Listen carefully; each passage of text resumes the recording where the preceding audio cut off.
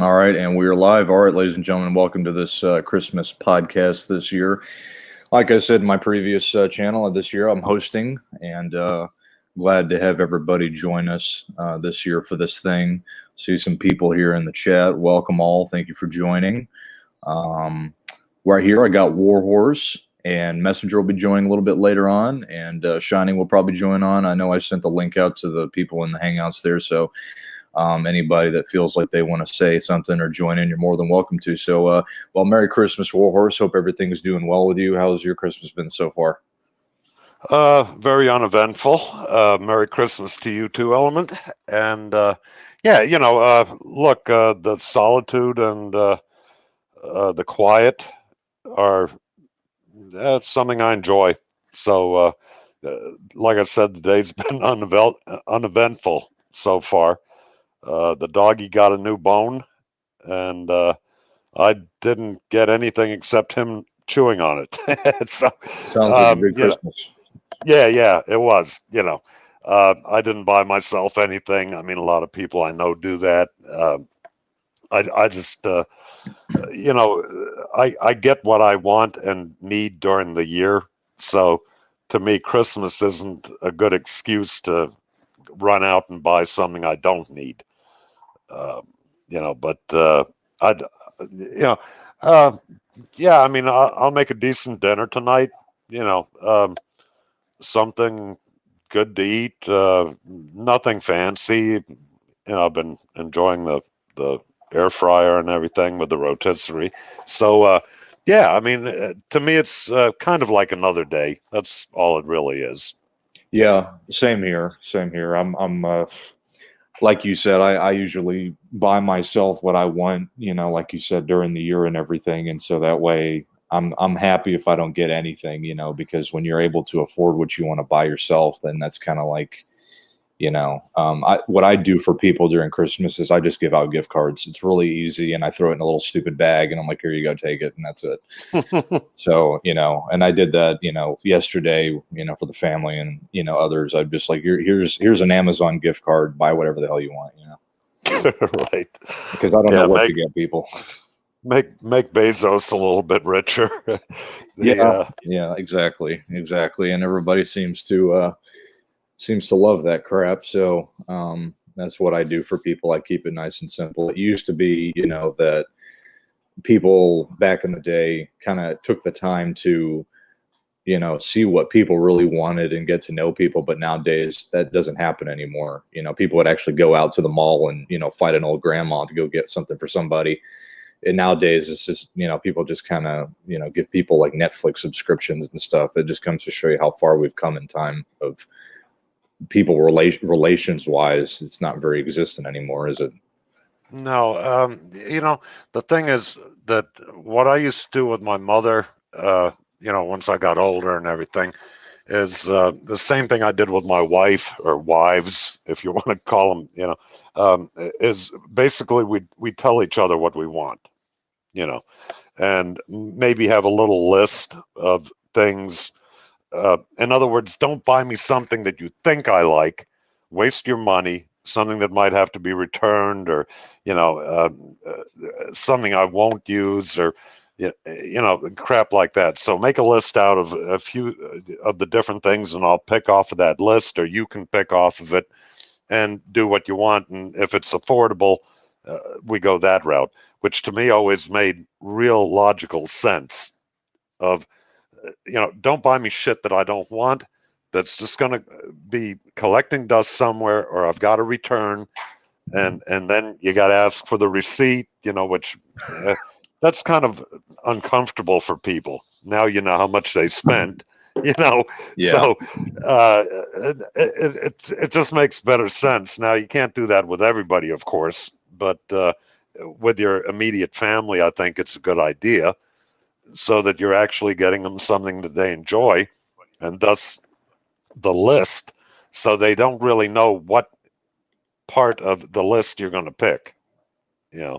Of course, if somebody wants, a new bath towel, and then on the other end of the list is a brand new Ferrari, they can pretty much kiss the Ferrari goodbye, or at least in my reality, that would be, you're going to get the bath towel. So don't go crazy. Keep it reality. But look, I don't have any family left anymore. There's nobody. I've got an ex-sister-in-law that I don't talk to anymore. Really, it's not worth my time. And there's really nobody else. So it's just me and the dog. Right. And yeah, that's I see Man Out of Time is in here. Shining. Yep. Anyway, so yeah, that's Christmas Day and even New Year nowadays. I don't go out for New Year or anything like that. I don't really celebrate it. I have the same amount of beers during the day on New Year as I would any other day. It just isn't, pretty much another day. Yeah, it's lost all its luster. Yeah, when I was in my 20s, man, it was great. Yeah. Wake up with a fucking 4-day hangover and, Right. A mess that took 4 days to clean up around the house and all that kind of shit. But nah, goddamn, Well, I'm way too old for that.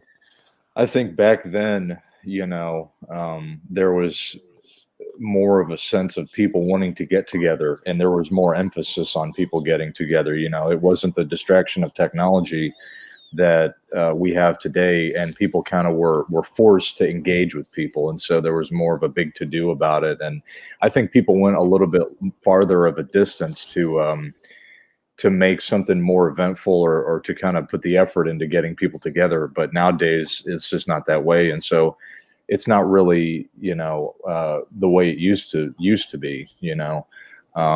It's just kind of disposable now, and people just it's just where we're at right now. So we kind of adjust to the times, and that's what we do.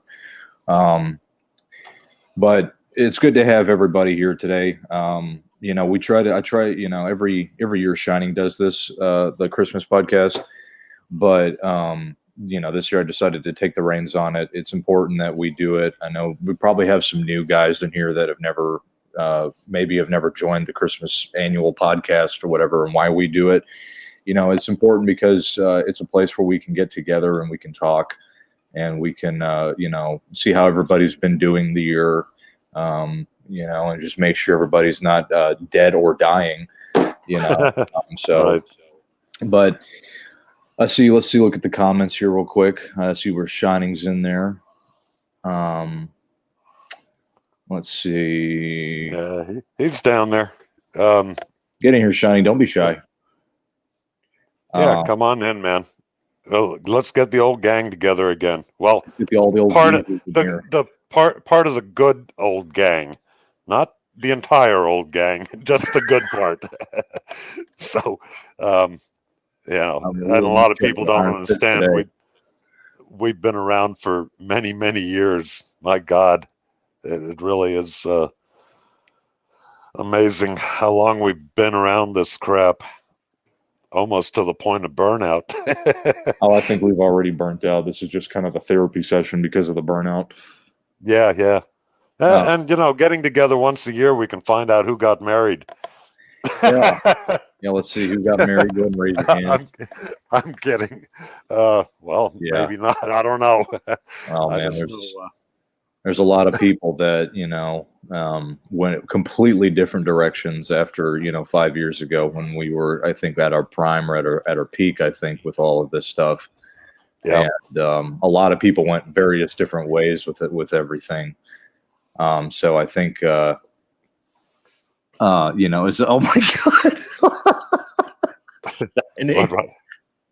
Huh?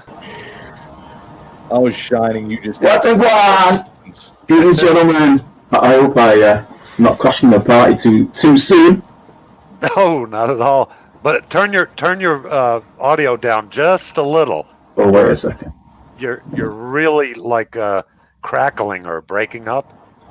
Okay, let me see what's going on here. You sounded like you were in a tin can. Yeah, are you in a tin can? You driving a tin can, or kind of like my old truck? It's a tin can. You got to get the door open with a can opener. Yeah. Have you seen my old truck, that Ranger? Yeah.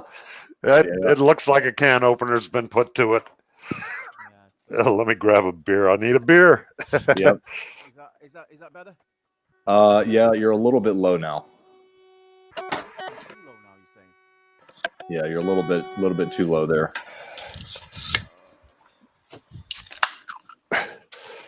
I lost reception walking out. Did he get it? Shining get it? Working on it. Okay. See, we had our problems preemptively. Yeah, that's why I try to get everything started early. That way everybody works out the kinks if they need to. You're saying my microphone is too low. Is that what you're saying? Now it's too low. Yeah, you're a little too low there, Shine.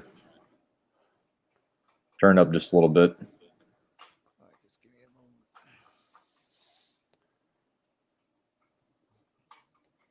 You guys just Pop a top.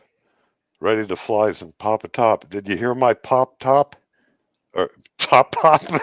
Shit, man. What the hell? What? What was that? Pop a top again. Oh, I know what he's saying. Okay, I got you. On the beer. You know, the beer can, you pop a top. Oh, okay. Is that any better? Yeah, that's better.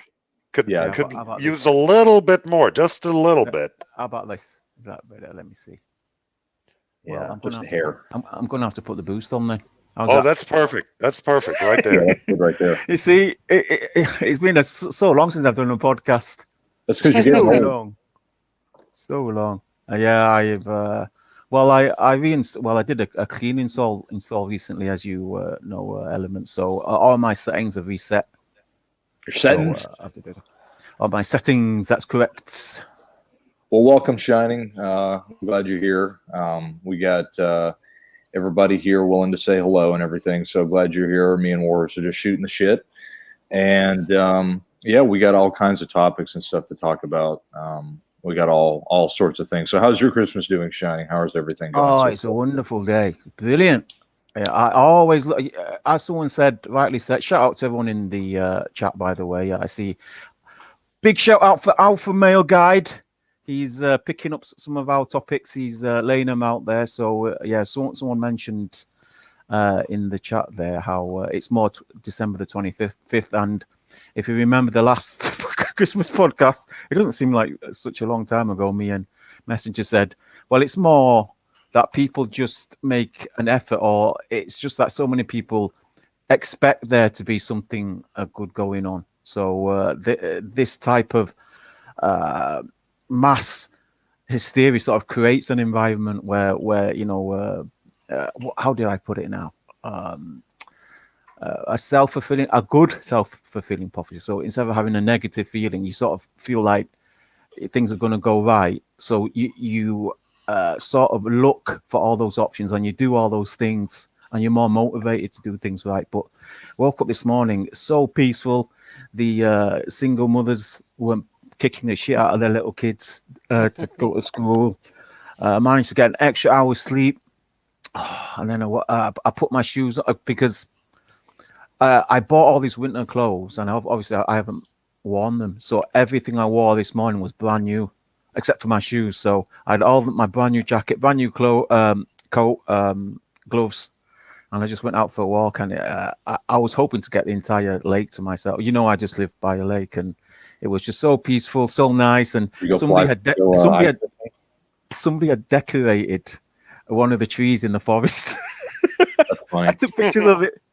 They put like bells and tinsel, and they did the whole hog on this just this random tree. Someone just decorated it. That's fantastic. Yeah, definitely upload those pictures so we can laugh at them later.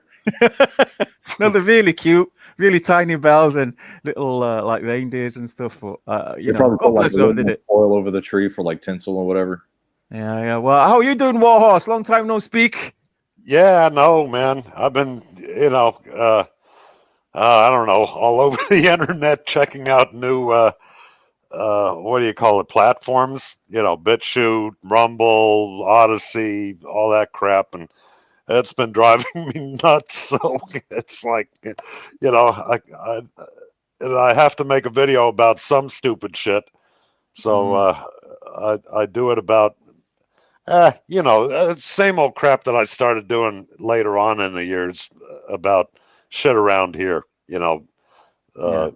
Homeowner stuff, the dog, crap like that. The good stuff, So, the good life. yeah. The way that I think is the best way to live. I'm not sitting here bitching about women or anything else. I don't have any. So no, I get to talk about just things around here. And of course, this last year, with the lockdowns and the everything lockdowns else. were wonderful. Wonderful. Yeah. Well, I'll tell you the truth. Since I'm in Florida, we really didn't have much of a lockdown at all. Yeah, I heard that. We had business closures, restaurants, bars, stuff like that. Of course, the Walmarts and all the grocery stores, they stayed open, But what happened is being single and spending a lot of my time around the house and doing things here, to me, it really didn't affect me that much. It was like, fuck it. It's pretty much the same shit, except I can't go to the bar. Yeah, the bars were closed, and that was like, well, fuck, that was my Saturday outing, take the bike out and go for a ride, go to the bar, have some lunch and go back home. So I just figured, well, fuck it, I can buy chicken wings, make them here, and have the beer here. And I started ending up saving a lot more money. That's what I'm saying. And I thought, hey, this is pretty fucking good, I'm saving money. I'm doing the same thing, except going out and having to deal with drunks at the bar, and then questioning myself when I get home. It's like, why did I go there? These people just piss me off anyway. So to me, it wasn't a big deal. And so that's why I liked it a lot too. I mean, that's one of the main reasons I enjoyed it. When they locked everything down, is because it gave me the ability. Like you said, nothing changed for me either. I mean, it pretty much was life as usual, except less people, which I liked. And, I don't have to go to the store and be bothered anymore as much as I used to. And it's funny too, if you don't wear a mask in these stores these days, people kind of get away from you. And I like that. So what's funny is, and you guys might find this strange, before this virus hit, I actually wanted to wear a mask because I actually didn't like the smell of a lot of things. Like, I'd stand next to someone and this person obviously had not showered in quite a while, and I'd cover my mouth anyway. I'd stand behind someone in a queue and or I'd speak to somebody at the checkout and they'd have bad breath, so I'd cover my mouth anyway. But now that masks are mandatory, I don't want to wear them. So I don't wear them anymore. Somebody asked Sue Shining if you were Johnny Midnight. I am Johnny Midnight. I'm Johnny Midnight 6G connection coming next year, fellas. 6G, holy shit! 6G coming. By the way, anybody that hasn't seen this, Shining, you'll appreciate this. Me and Shining, we play video games a lot together. For any of you gamers out there, they're coming out with a KFC console. The KFC game console, gentlemen. I kid you not. I'm going to put a link in it to the chat just so you guys know I'm actually being serious. Just so you know, if you ever heard this thing, it's ridiculous. I had a quick search of it, and it's huge. It's this big round black bucket. So you turn it on, you play your video games, and then you put your chicken inside. You heat up your chicken. I kid you not. You literally put your fucking chicken inside the console, and it warms it up through the heat of the console. I kid you not. What's crazy is they're specking it out to real, like, modern day technology. So they're actually intending to compete with like Sony and Microsoft. So they're really giving this one a go. So it's going to cost, how much is it? $1,000, I think they said. I think it's like $2,000 for the top end model. $1,000. How about that, folks? $2,000 for that piece of crap. You can put your you can only put like 2 slices of chicken, like 2 little wings in there. That's all you can fit in there. So. Oh yeah, they're talking. I think because I mentioned it, a couple of guys put up on the single mothers mention. Now, one thing that this coronavirus did show, because a lot of people, they had to. What's the word now? Self-isolate. They had to what's called socially distance and stuff. This left a lot of single mothers to basically go out on their own. So they had to do a lot of things that normally they take for granted that men would do. Now, what this has led to now, it's led to the statistics now equalizing. So, like the mental health, the all the the low income families and stuff. This has now resulted in the single mothers getting a little taste of what life can be like. What life without a man can be like. So let's see how well they do now. No, it's beautiful. If you read the statistics, if you read between the lines, if you ignore what the mainstream media is saying, oh, it's terrible, and mass deaths is always horrible. But if you read between the lines, what's going on is the entire society, the environment, it's really proving or showing all those idiots that think everything is fantastic. The government is going to look after us, and feminism have empowered women, and now we're steamrolling towards a much better society. It's completely exposed that for everyone. Everyone can see. So Yeah. apparently, Did you hear? you can see that your it says Kentucky Fried PlayStation said by NCQ 27, and apparently the PS5 can fry chicken. So I don't think so. You need some serious wattage to turn the PS5 into a microwave. But the technology is there. They don't really keep your tendies warm. Yeah. they're going to come That's, out with like, some hand warmers for your controller eventually, so you can put your hands in the controller and it warm it up. So that's coming soon. But anyways, yeah, like I said, it's good to have everybody here. I'm glad everybody's tuning in. I've got tons of topics to talk about here. I mean, I got all kinds of stuff. I mean, you know what? Speaking on food, let's talk about food. I know we all like food. I love sushi. How about you guys? I love sushi. Anybody like sushi? No, I need my food cooked, grilled, dead, as far away from living as possible. Sushi just, I mean, look, I used to eat a lot of raw clams. You'd go to the bars and, well, not the clams, oysters, I'm sorry. And I think I did that more for the freak out value, because most of the chicks were like, oh, gross, slimy shit, we would just get all whiskeyed up and eat a whole shitload of oysters. But that's about it. I mean, sushi, nah. I'm more the cooked meat type of person with... Well, it's a common misconception that people think sushi is raw. Sushi is actually the name of the meal. What you're thinking of is sashimi. Sashimi means raw fish and freshly sliced. Yeah. You're right. Okay. All right. I just jumped to a conclusion there. That's okay, but yeah. I haven't had sashimi. I just eat regular sushi. Now, sashimi, yeah, you got to be real careful when you eat sashimi, because that stuff, if it's not made by like a restaurant that knows what they're doing, you'll get real sick. You got to have that stuff ultra fresh, and you really want to eat it while it's made in front of you, so that they don't put some kind of crap in there, and they know what they're doing, But I mean, these are just different foods that I like. I mean, it wasn't until probably later this year, maybe, that I actually started to appreciate different kinds of foods and start to learn how to cook on my own. I've made various different stuff over the last year that my taste in stuff has changed too as I've gotten older, is my taste in foods, my taste in different things. I've also cut back a lot on sugar and stuff. I never really ate a lot of sugar, really, but I think as I got older, my taste in things have changed. I like to drink coffee now a lot, and I prefer to eat a lot healthier meals too. I think that's one thing, is that you find out that when you cut back on a lot of that stuff, you actually start to crave a lot healthier foods. And that's one thing I've noticed. I prefer to eat healthier foods more than the unhealthy foods. But hey, look, I still love, my sugar. Did you cook that lamb that you bought? No, I haven't yet. I will tonight though.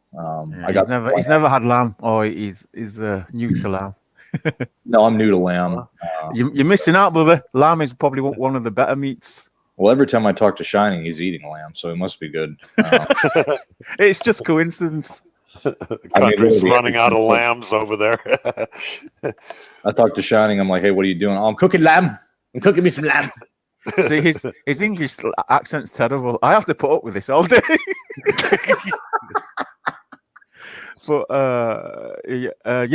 what people don't realize is in the UK there is a difference in the US and the UK in their taste and cuisine. Like over in the US, Mexican food is quite big, and also there are more Japanese eateries over in the UK.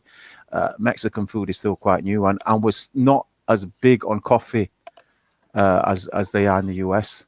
So that's something I noticed. Also, you guys. You guys seem to have mastered cereal. So into with cereal and what you call potato chips, you guys have got that down to a T. Over in the UK, we sell crisps, what we call crisps. We sell them by the 20 grams of the 25 grams. In the US, you won't find a 25 gram packet of crisps. You won't find one. Everything's like half a kilo. They're by the £2. they're by the pound here. That's what I mean. So there is a difference actually, and also the burgers in the US are much better, way ahead. I think the steaks are too. I remember going back and forth to Germany up until my late teens, and I'd spend a year over there, and back and forth. And some of the meats that they sold over there in Germany, even a steak, which was expensive as hell compared to America. And it was awful. It just had a different taste to it. It was chewy as hell, and it just wasn't made right. Plus, a lot of times my grandmother would boil it, and I would be like, what the fuck are you doing to that piece of steak?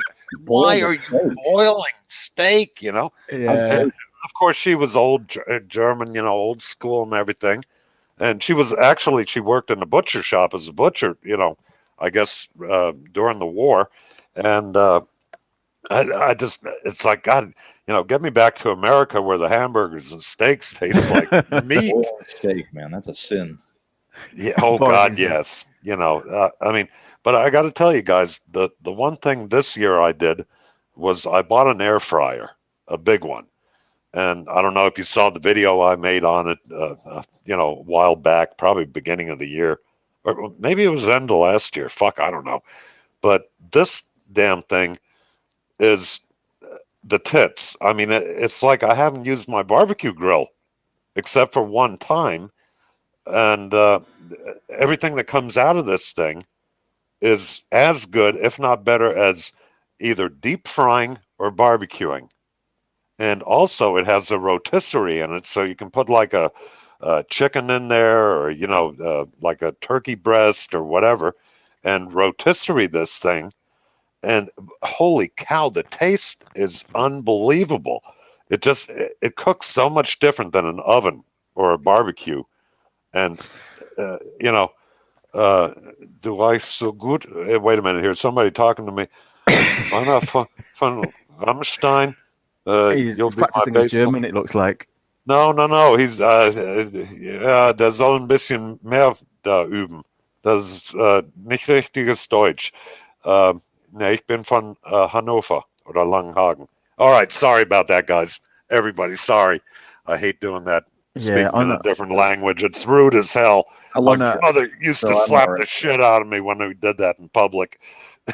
Speak English. We're in America, Yeah. Well, it is good to know multiple languages. But on a serious note, I think guys, they undervalue their diet. I think they undervalue their nutrition, and I think if guys ate better. Sometimes I fall into that. When you don't have much time, you don't want to wash up, you don't want to cook.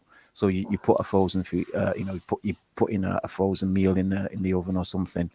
But once you cook and you prepare your own ingredients, you buy your own ingredients and you put it together, and it's fresh, and you've got a time-tested recipe there. It really can change not only your nutrition but also how you feel. A good health meal can really make your day and your night. I think if guys looked after themselves more in that way, I think it could improve their lives significantly. Oh yeah, you'd feel better about yourself. Look, the whole thing is that you mix it up. I mean, if all you do is eat meat and potatoes every day and all day long, you're gonna be missing out on a lot of things. I think eating vitamins to a degree, a multivitamin, maybe some additives, if you need them, but things like steaming vegetables is a great way. You buy yourself a little steamer, throw the vegetables in there. Doesn't take any time at all to make them.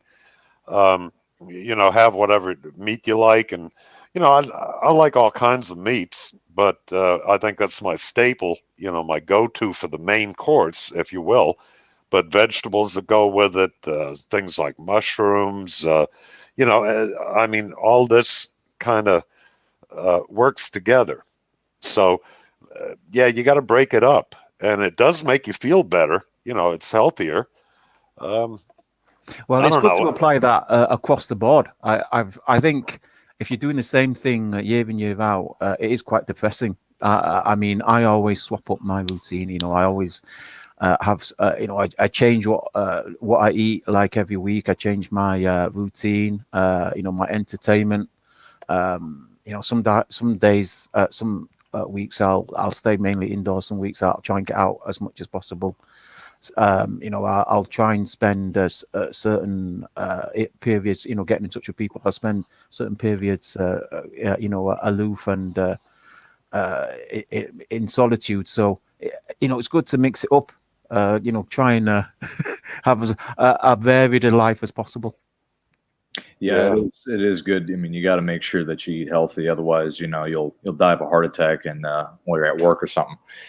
And plus good food, when you prepare good food correctly, it really does. I mean, you can make something boring, simple as like tilapia fish tastes really good if you just prepare it the right way, Oh, yeah, that is very good. I love tilapia. I eat it all the time. It's pretty much, I got really sick and tired of eating chicken all the time. So I started eating tilapia, and there's so many different things you can do with tilapia, and it's cheap. And you can get it anywhere, and I mean it's great. But one thing that I thought of, changing topics here just for a second, Warhorse, you were speaking German there. I mean, I was actually talking about this with Shining, and this is one of the topics that I thought might have been interesting. Is if you guys could live in any place, like you had the financial ability, whether it be like a place to retire from, or maybe, a place that you'd want to live at, what would be your dream place? I told Shining, I love Europe. And I told everybody this is my test stream. I love the European countries. I love Germany. I love Sweden. I love Denmark. I love the Netherlands, Copenhagen, all those places. I've always enjoyed it. I like the architecture of those places. I like the culture. And it seems to me like the people there, and I could be wrong, anything like you and I, Warhorse, we live in America, and we know America for being this, at one point it was, I guess the top dog. I don't know how else to say it, for lack of a better term. There was a sense of entrepreneurship. There was a sense of people wanting to do very well. But nowadays, because of everything that's happened and all crap that they've pushed and everything, it's really deteriorated for, to make it very lightly. And when I look at these European countries, it seems like there's a sense of culture there that America just doesn't have. I don't think America even has a culture. Well, let me interject for a minute. That may have been true at one point or another. The nationalism that used to be I can only speak really to Germany and Austria, because I grew up in Germany. I went to school in Austria for a year. And like I said, I think I came to this country when I was 8. Yeah, I think 8 years old the first time, but then every other year I went back to Germany to school. And then one year, I got put into a private school that was in Austria, foothills of the Alps or whatever, area. I forget the name of the town now. But the national pride in Germany was very strong back then, with the architecture you're talking of, the old castles, the woods, the forests, everything like that.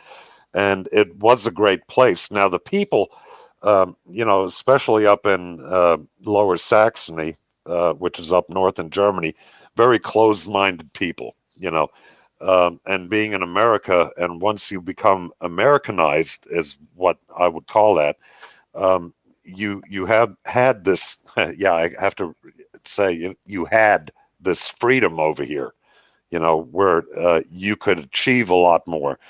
People allowed you to be more normal or natural or whatever. So to me, I still have a great love for the Germany of old. And, even Austria, I mean, beautiful, beautiful country. And the people are a lot nicer in Austria for some reason. Or they were. And you got to remember that, this was a long time ago when I was last there, over 45 years ago. So, 45, 46 years ago. So a lot has changed, and all I go by now is what I see on the internet. I follow guys like Red Pill Germany, when it comes to what's going on in Germany. And he does do some things on Austria too. And if I had a place to choose, I would definitely still stay in America, but I would want to go somewhere in the mountains with a lot of property, land, and woods around, with a huge, like a mini mansion log cabin with like an air conditioned or whatever, huge garage where I could have toys in it, motorcycles, cars, stuff like that. That would be my thing, to be away from everybody, but have all the convenience and amenities of that type of living quarters. So think about Jay Leno's garage, but out in the woods, without all the stupid shit he's got in there, but, kind of like that. And then a huge log cabin type thing. But America to me is still, I know it's fucked up here, but, it's not as bad as it is in Europe now. Or at least it's not as bad as it could be. Yeah. Still more to come, fellas. We're trying to become communist here too, or dictatorial, and it's happening very quickly. I realize that, and maybe by wanting to be out like that, in the woods, a lot of property would kind of divorce you from having to deal with it like that. Of course, the money, of course, is always the biggest question. You'd have to be enormously rich to live like that. Well, it is a good question. I mean, it's something we all think about, isn't it? It's something, serious men need to take seriously. Where do you want to be in 10 years' time, in 20 years' time? You want to be in a government-run home, or, are you going to be on, a bed struck on strapped to some machine? But we this is a topic we commonly speak about. But that idyllic scene where you're in a log cabin, living by a lake, living off the fish. You wouldn't need a lot of money to live like that. And people that live in Alaska, that live in the Yukon, those areas. But I've always said that it's the people that make the place. I've done quite a lot of traveling. I've actually been to the US twice. So I stayed at New York for a month. I was in Houston for a month. I was in Central America, Honduras. Yeah, I was there. You didn't see the best of America. New York. I know I didn't. I hear that. I hear Houston that. is a shithole too. I was in Houston during boomtown years, 79 to 84. And it was just getting built up, and it was a shithole back then. I mean, just awful. Well, and New York, I've been there. Compared to New York, Houston was heaven. I'm telling you. Yes. New York was a shithole. Everyone treated each other like shit in New York. It was just as bad as everyone said. I stayed there for quite a number of weeks. I stayed in a hotel. I try, every time I go visit a place, I make a concerted effort to meet the people, to eat the way they eat, to go to the places they go. And generally, everywhere you go, people are the same. You know, you get good people, bad people, and there's this perception now because with the US, because US have been at war basically for like 90% of their existence, and you know they've had like conflicts with nearly every country in the world, and there's this perception that Americans are violent. You know, there's this gun culture, there's the school shootings. This might become as a surprise to a lot of you guys, but there's this perception across the world that America is a very violent and bloodthirsty place. But once you meet the Americans, they're not like that. They're actually really friendly. If you go to the US and you meet the average American, they're actually quite friendly, and you know they've actually been lied to. You know, they have deeply fallen for the matrix. You know, their government is taking them. I've been taking them for a ride for about 100 years. I mean, they say it's because they're getting more communist, but the communists think that the US are violent. You know, there's this dichotomy where the government turns their population against everybody else, and then they offer their solution. And, you know, the Americans aren't immune to that. You know, the Americans, unfortunately, have fallen for the CNN propaganda, the ABC rhetoric, you know, and not everyone, Yeah, you know, but when you're surrounded by that. that depends on where you live. In my area, in my town, or my little county here, most people are well aware of the reality of things, and they're not buying into the MSM bullshit at all. Yeah. Everybody I've talked to. Now, there are a few people that are totally brain dead, and they're convinced, and that's all they have time to listen to. And in a way, you got to kind of think about it too, that in America, with the hectic lifestyle that a lot of people live now, saying this, not including this year, because people have been awoken by the lockdown and have had more time to start getting on the internet, to look at things, so they're not glued to coming home after a long day at work, turning on the TV, having CNN running in the background, you're catching parts of it, and then all of a sudden, that's all you heard. So now that's what you believe, That's how it used to be. And I can understand that, because my life used to be like that too. I mean, working 12, 14 hours a day, and I didn't have a whole lot of time. So Good Morning America was, I'd turn it on and, yeah, okay, this is what they're reporting. You kind of believe it and you go on your day. Now, things have changed this year. The government has created a problem, and now they want to be the hero for fixing the problem they created. And people are starting to get the drift by going off the mainstream, because they have nothing better to do than to get on YouTube. And why do you think YouTube's become so censorious now? Yeah. And because people were getting too much information, because, well, they had a problem. Nobody could go to work. Nobody could leave their house, or, there was a lockdown. There was all this fear going on about, oh my God, we got a killer virus. It's going to, annihilate all of us. The Black Plague is back. And what did they do? They got on their little electronic device and started listening to alternate information, and people bringing up things that they would have never looked at, like complete, like what's in the stimulus bill that they just brought up. Well, that's a great what point. was in that? People would have never fucking taken the time, but now they're hearing it from people that have taken the time. You don't think CNN or any of them, Fox or any of them, would have ever given that insider information as to what's in that bill. They just would have said, hey, look, stimulus bill going to help all Americans out. That's a great point, and it's got to be added that the stimulus bill have added more billions to foreign aid. By the way, now you guys know I'm not a racist. I'm not like anti-foreigner, but when your government is spending more on foreign, what's going on abroad, you should be worried.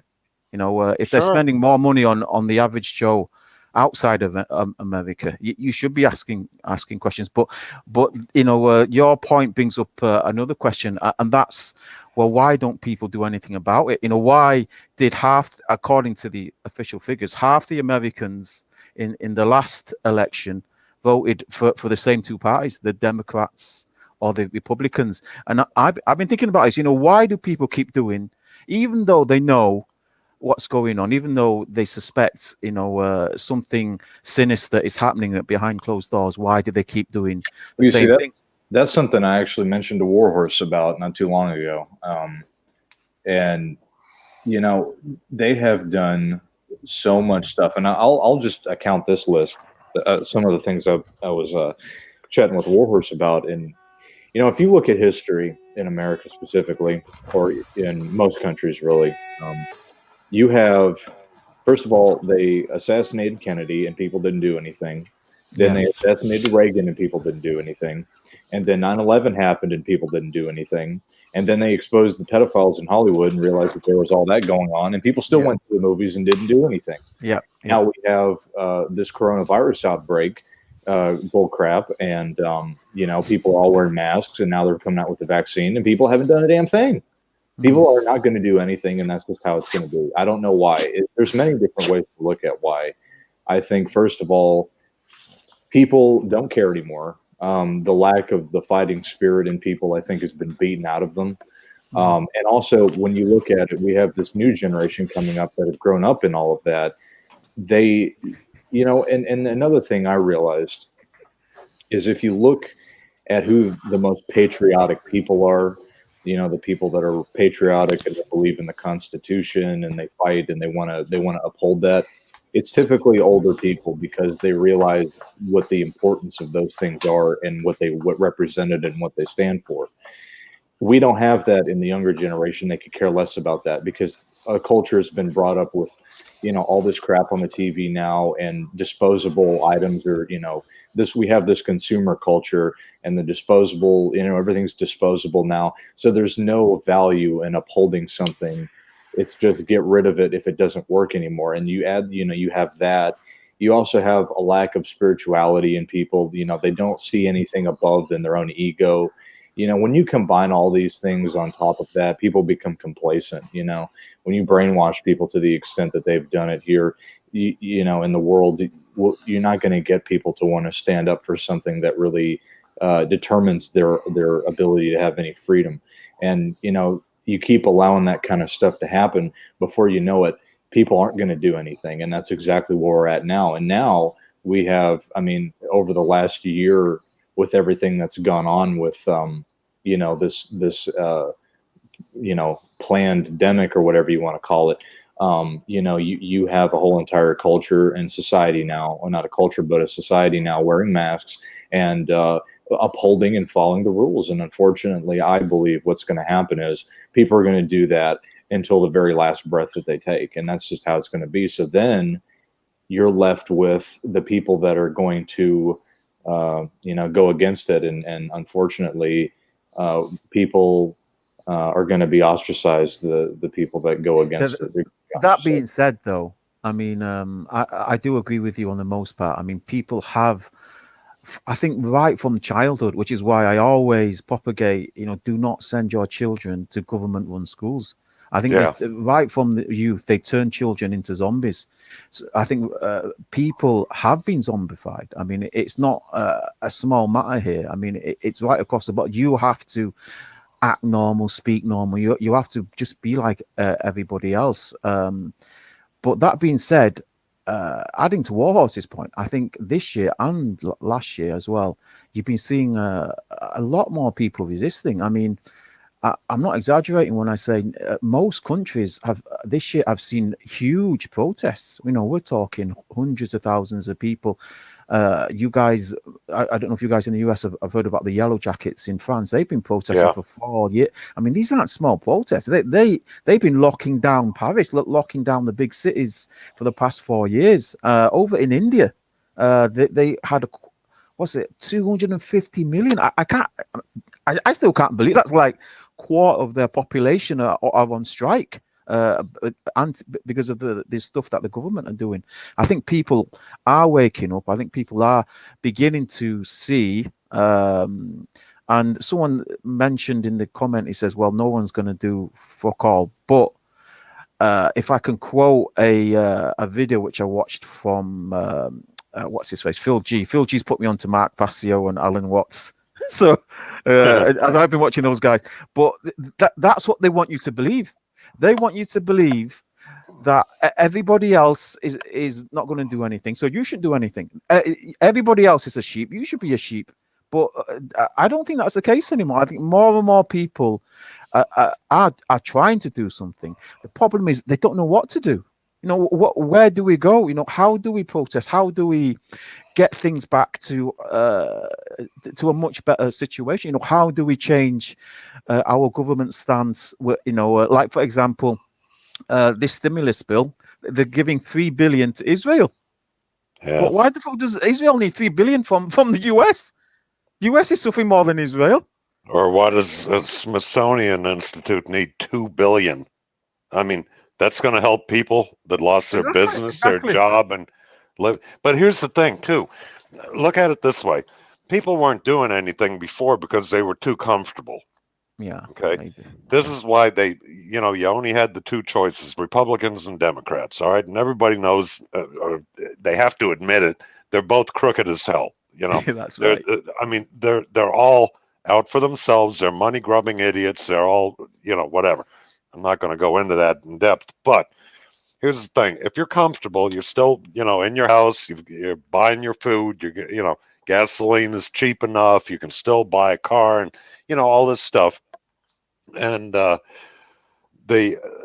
somebody writing in German again, here goes my thought pattern. I'm trying to read. That's Johnny Midnight. Shame on him. I My know, fault, thinking in English and trying to read German and shit. Anyway, so people got too comfortable, okay? And okay, what are you willing to risk?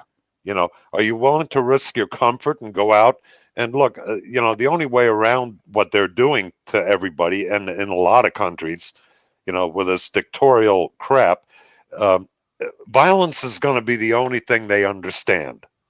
Protesting and yelling at them and holding signs up isn't going to do anything. They're not afraid of that. Yeah.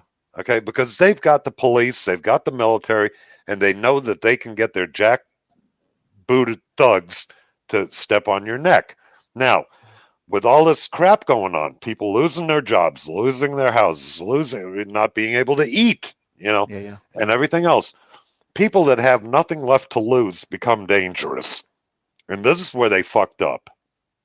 Okay, now you've brought people down into a below poverty level existence, and they're now it's like, okay, what have we got to lose? I'm starving to death. I'm living under a bridge. I used to have a nice house, a family, and now I got nothing. Screw these people, man.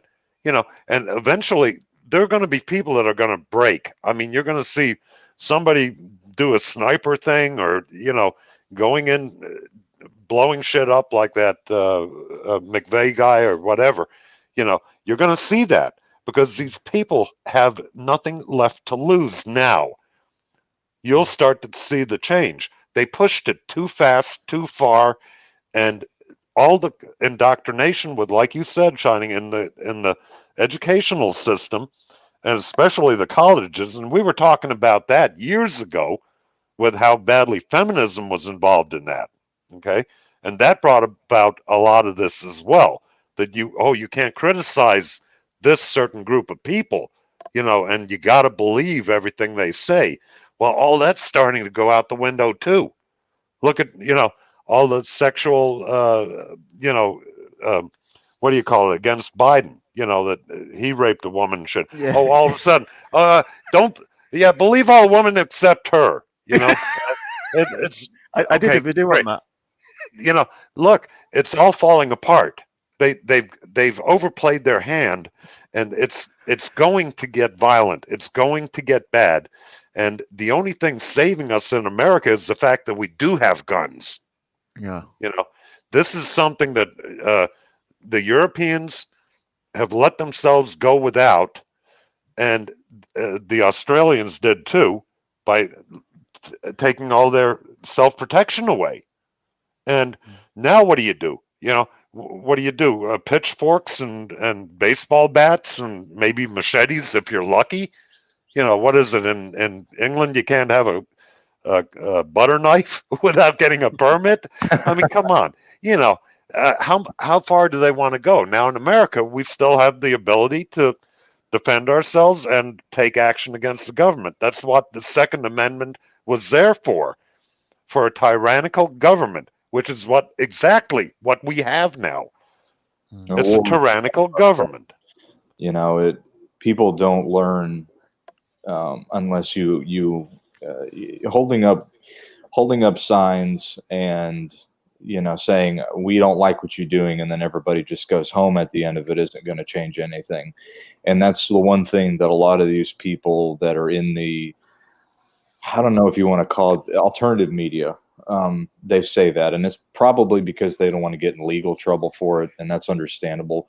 But the thing is, you got to see past that kind of nonsense and realize that we're at a point now where you got to take physical action. You can't. The time for holding up signs and voicing your stuff isn't going to change anything. People Right. learn from pain, and that's how people learn things. I think it was. I remember watching this documentary kind of thing. I think it was on the big protests that were going on in. I think it in Russia, or it might have been in the Ukraine, where I don't remember the specific name for it. Shining, maybe you remember. But it's where they elected a president or something, and then they found corruption, and then basically it was the mass protests that started the armed conflict between the Ukraine and another foreign country or something like that, or an arms battle against territory in that area. It was all because of this protest. So what happened was a bunch of people were unhappy with the way the election went in Russia or the Ukraine.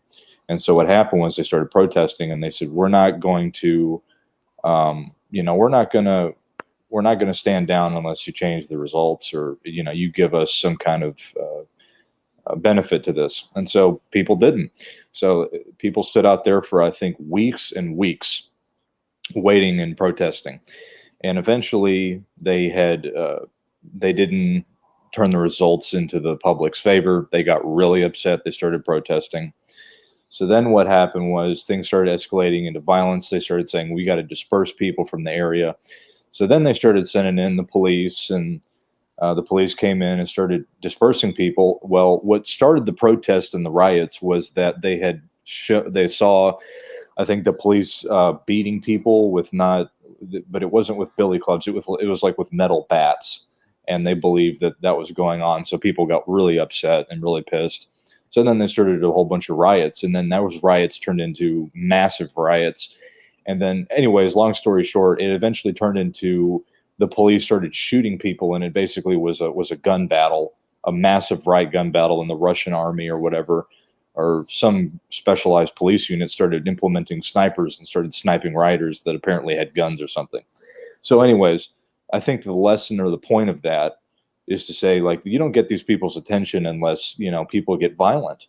But the thing is, and let's just speak about this realistically, how many people, let's say in America, are actually going to stand up and be willing to pay the price to actually do what is necessary to make an impact? Very few people, because a lot of people have children and they have kids. We don't have that, so we don't have anything to worry about.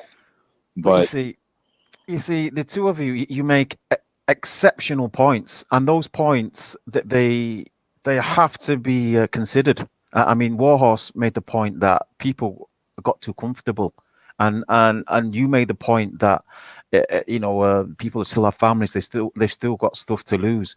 But what does that speak about such a people? You see, what you're saying is people they don't do anything about suffering until they suffer themselves. Right. This is a bad characteristic. You only care about yourself.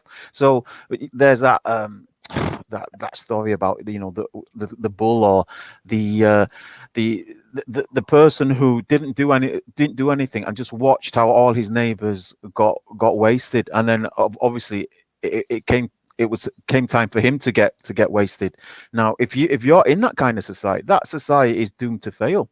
Now that being said, the Icelandic government, they got overthrown by their people. The Spanish changed their government just by votes. Now, if you're in a system such as the US, such as the UK, where you're not going to change the government by voting, because the UK has exactly the same two-party system as the US, you might have to resort to more drastic measures. But if you wait until you've got nothing to lose, that's a losing formula. But I don't know. I think if you live in such a society, I don't think that society deserves to survive. A society that only cares about their own children, not the neighbor's children or other children. It's only if you've got children that you're going to care about. It's stuff like this, and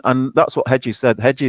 Chris Hedges says, for any change happening in the UK or the US, it has to be like what happened in Iceland, where Iceland, the police stood aside, the army stood aside as the people literally walked into the government building and physically lifted up their prime minister, their president, and all the cabinet, and they threw them into the garbage trucks. Yeah, so Hedges talks about we need to win the hearts of enough people to the point where even the police stand next to the protesters, the army stand next to the protesters. See, here's the thing, that this has been a slow ongoing thing, and I think most of the people in here know about Yuri Bezmenov, and what he said back in the 70s about how the communists take over things. And basically this is exactly what's happening. And until first break down nationalism and look how much fun they make, or how they shame language you with being a nationalist is something horrible. How dare you not go for the diversity and everything, where I tend to believe that national pride should be every country's main objective. I don't care where you live. If you're proud of the country you live in, you should have national pride. Okay, and that keeps people together. Look at after World War II or during World War II, America had great national pride. Actually, well, Germany did too, just in a different kind of light. But nevertheless, national pride, you break that down, and all of a sudden it becomes every man for himself. Me first type attitude. That's a great point, of course. And this is what they've broken down through the educational system, through the feminists, through the, the SJW crap and everything else. You can put this all together. Like I said, anybody that doesn't know about Yuri Bezmenov, look him up. There's a good video on YouTube. I know there are plenty of them out there where he talks about this during I think it was late 70s. And he was a KGB agent in Russia. So he was involved in doing this to Western countries. And we're going through that now. And nobody's aware of it. So, once nationalism broke down,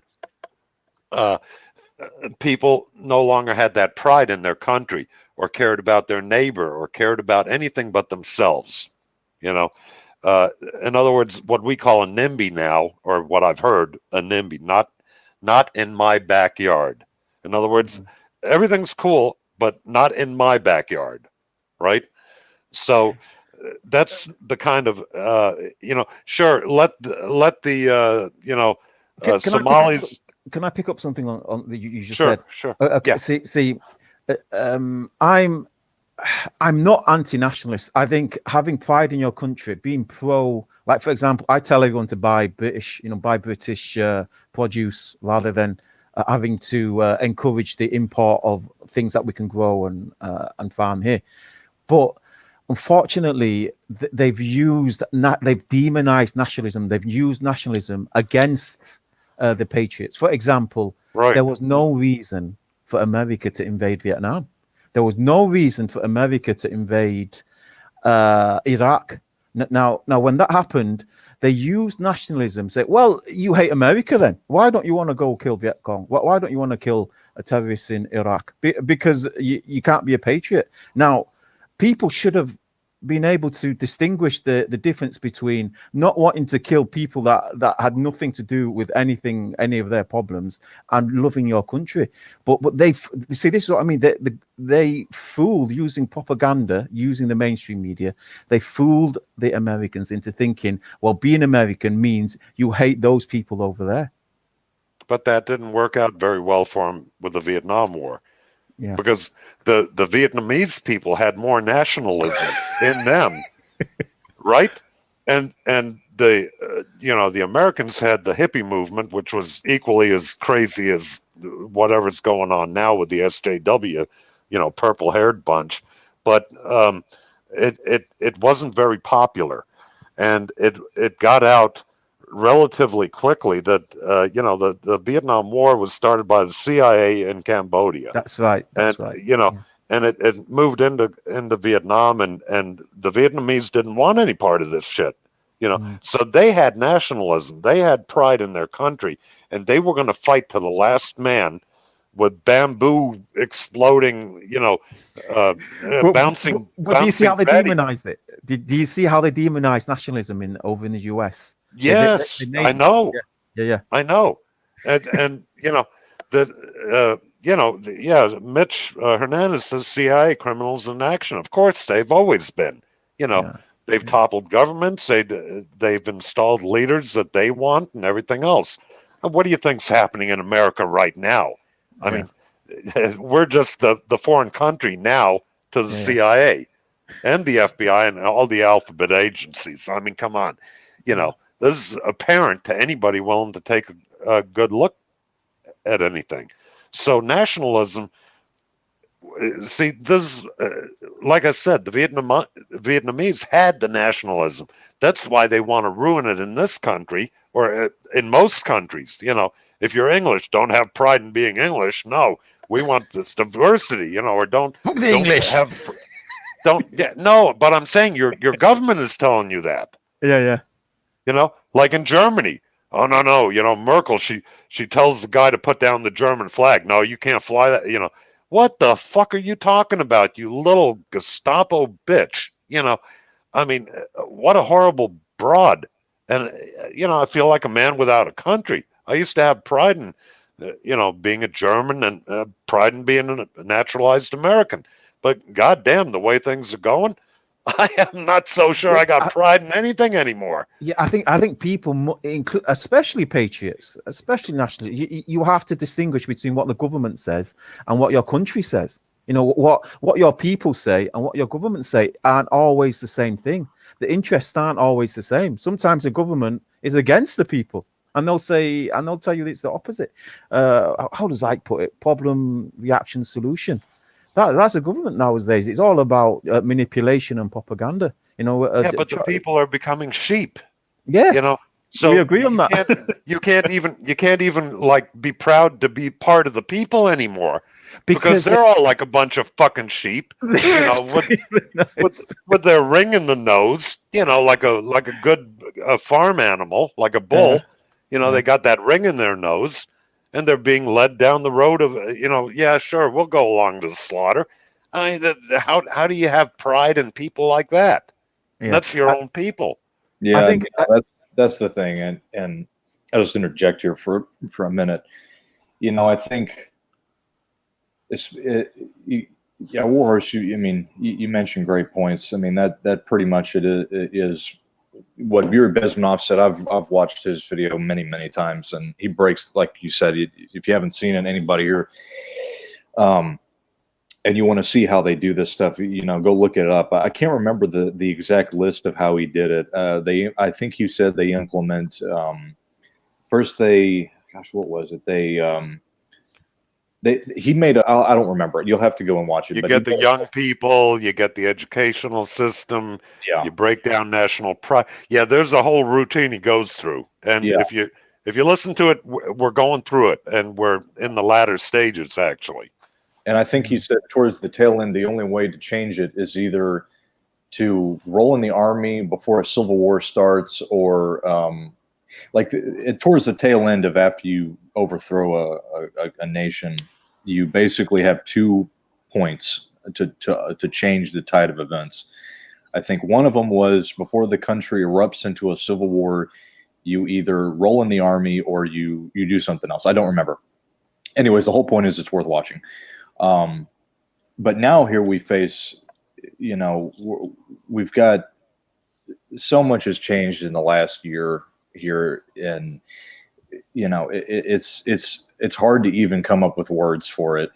And what's shocking is that, and I told Warhorse about this, is that my frustration is not even that much for the government as much as it is for the people, because the people don't do anything. And it makes you, and I wanted to comment on what you said, Warhorse. It makes you feel like you're just out on your own. You got no backing, you got nobody behind you, and you don't. You pretty much are on your own, and you got to make these decisions for yourself now, which is why I've resulted to just not talking about any of it with anybody, Yeah. because it doesn't really go anywhere, and people get all upset and they start saying things, and it's just like, look, you haven't done your homework. Sitting here trying to explain this to you would be a waste of my time. And there's certain people that are just too far gone. And as sad as that might be, or as unfortunate as that might be, it is what it is. And at that moment, then, you have to start figuring out what you're going to do about all this. And that's where we're at, is now it's come down to the individual. So bouncing off of your point, Shining, when are people going to do something? Well, now you've come to that point that people are going to have to make their own individual decisions now. There's no more time for waiting for other people or the collective. It's now come down to the individual, because the people, as far as a group, obviously that has failed. People are not going to come together as a group necessarily as much as the individual, because everyone has their own understanding of where we're at right now in history. And so it's going to be the individual now that is going to have to make the choice, So what people decide to do going from here on forward is going to be up to you. And how you decide to go along with what's going on now with, the vaccine, or whether it's how you view this whole psychological thing with masks. It's psychological warfare, basically. I think somebody in the comments said it. It's all of those things. And how you decide to go about it is going to be up to you. And that's a personal decision you've got to make. You've got to, that all said, you've got to play along. I mean, we call it the Matrix, but there is this system that we're surrounded in, that we need to interact in. We have to. We need money to we need money to live. We need to earn our money. We need to live in this system, and as individuals, we're extremely limited. And it's just another indication of the sad state of affairs, that we can't get together as a group and make bigger moves. I mean, there's certain things you can do as an individual, there's certain things you can do as a group, there's certain things you can do as a country. Obviously, the more varied and wider your group, the more power you'll have. But at the moment, we are all acting and striving as individuals, and learning what you can do as an individual is a knowledge and wisdom in itself. I mean, ideally, we'd be a huge group. We'd be making waves amongst the political class. The mainstream media would be shit scared of us. The government politicians would be shit scared of us. We'd speak and they'd have to listen. But fortunately, we have been divided. And I think that is part of the problem. The part of the problem is we've always fallen for that propaganda that we're enemies, that we've got more against each other than we have in common. And I think that's one of the things we have to dispel as individuals. The thing that kind of brought that on is the shaming, making people feel ashamed of certain things. Yeah. I mean, you remember back in the old days, feminists used to love shaming men, right? About all kind of, are you gay? Are you this and that? And, it worked for a little while, and then we became hardened to it. It was like, yeah, sure, I'm gay, fine. I've only had 48 women in my life, but I'm gay as hell, right? Yeah. So, okay, we got over that, and then when that wasn't working anymore, now all of a sudden in America, It was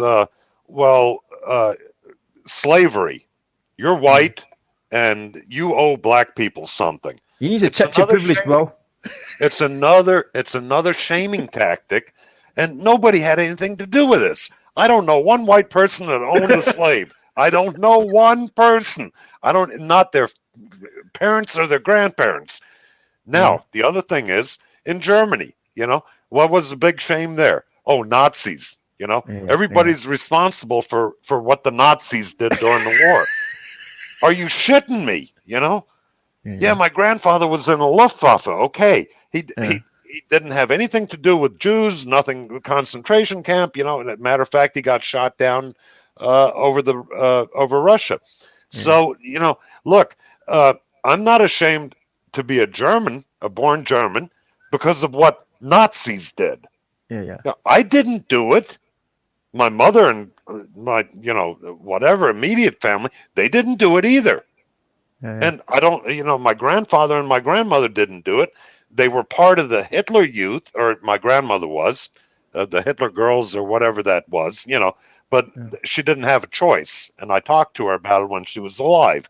You had to kind of be in that, So you go into this shaming tactic.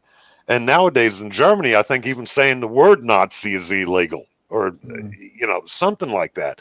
Are you kidding me? And now in America, it's like, oh my God, black people, you got to take a knee. No, fuck that shit, man. I'm not taking a knee to anybody, and I don't feel ashamed of anything that my forefathers may have done or may not have done. How far back do we go? No, and I don't. And I don't even make excuses for it. I don't have to. I didn't fucking do it. That's how they get people. That's how they get people to destroy themselves psychologically, is to implement those tactics, and it's not right, and it's caused a lot of division amongst people. I mean, it's a lot of ignorance is what it is, but we live in an ignorant world these days. It is ignorance. Can I pick up on that though? Because Forrest Groomer made a good point. He says it's hard to get along with people who hate your guts. You remember Element? We were speaking this week, and you said to me, and because I've traveled to these places, I can actually tell you about the people. But Element said this. He said to me this week, and I hope you don't mind me saying this. He said to me this week, the Chinese people hate Americans. They don't. Chinese people love Americans. In fact, they're embracing Hollywood. They're embracing all that American culture like nobody's business. But this is just another indication of how the propaganda in the US is now trying to direct the American people into a certain direction. I remember there was a time back in the day when I used to speak to people online, and they used to think Arabs hated Americans. You need to go to some of these Arab countries. They love Americans. They love the American music. They love all the celebrities. People still haven't understood that what the governments say is quite often very different to how the people think. Now, obviously, when the government makes an order, like, for example, declare war, there's very little people can do. It's like if you don't, if you're in the army and you don't obey orders, they put you in prison, like those conscientious objectors.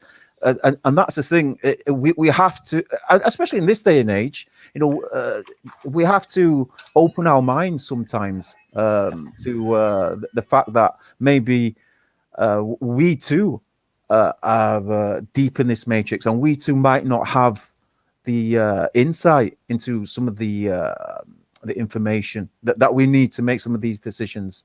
But I just wanted to pick up on that point. Sorry, Element, please carry on. No, you're good. I mean, everybody's making real good points today, and I'm glad that we are. I mean, these are things that at least the people that understand this stuff, we're not caught up into the general public, in the way that they view things, and that's good. That means that we have, we're smart enough here to understand that and see that, and I think that's why we do these podcasts, is so that we can get together and talk about these things, so that we don't, second guess ourselves that we're not incorrect. The things that we see going on, it's the world that's crazy. It's not us. And people that don't understand that will think we're crazy, and that's not true. I think it's great when that. I mean, just to emphasize on that point. I mean, people might think, yeah, get together as a group, or become like a lobbyist group or something. That's where the power lies. If you're going to take on something as powerful as the government, you're going to have to get power yourself. Now, I always bring this up. I know you guys must be sick of me bringing this up, but do you remember how it was back in 2013 when all the MGTOW guys were united? There was hardly any division among us. Man, we shook the internet. We spoke, and the big channels would shit themselves. What's his name? Jordan Peterson. He said that thing about MGTOW, and then he had to retract it because enough of us didn't like it. You see, just when enough of us get together and we open up and we realize we've got more in common, particularly in what we want to happen, what our futures want to be like.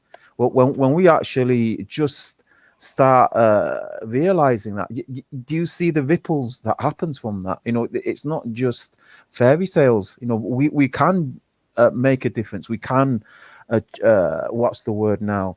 Grasp our destiny, for lack of better words. We shouldn't be afraid to take it on, I'd say. Yeah, I agree. I want to change topics here for a moment and go into another heavy topic. Heavy topics all day today, but I think it's important because at this time of the year, a lot of people, men, they definitely feel pretty alone out there, and there's an epidemic of suicide going on, and that's just something that needs to be said, I think, at least for a few moments. But the one thing I want to say about that is specifically, I think, more geared towards people of my channel or maybe some of the other channels out here that realize things like this that we talk about. I know when I first started learning about a lot of this stuff, it was very depressing because basically it's a sense of hopelessness, realizing that you're pretty much fucked either way. But the thing that I realized that kind of got me through realizing a lot of this knowledge, and a lot of this stuff does make you just kind of want to off yourself because it's so awful to hear about it. But the thing is, you have to have the fighting spirit, and I think that's what carries people through a lot of hardships is the fighting spirit, and we have to remember that.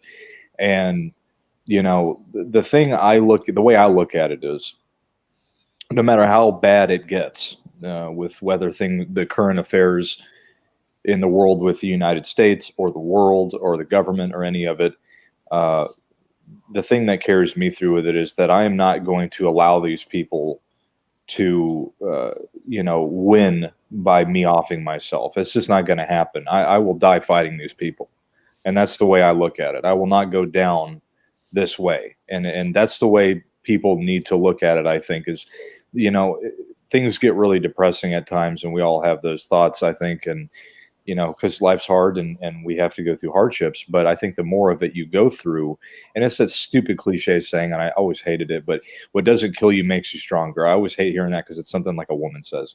But to an extent, it's true. The more hardship you go through, the more hardened you become to allowing certain things just not to affect you. And I think that's one thing to mention amongst the epidemic of male suicide these days is, don't let things get you so down you feel like you're hopeless, because you have to have that fighting spirit. You got to persevere.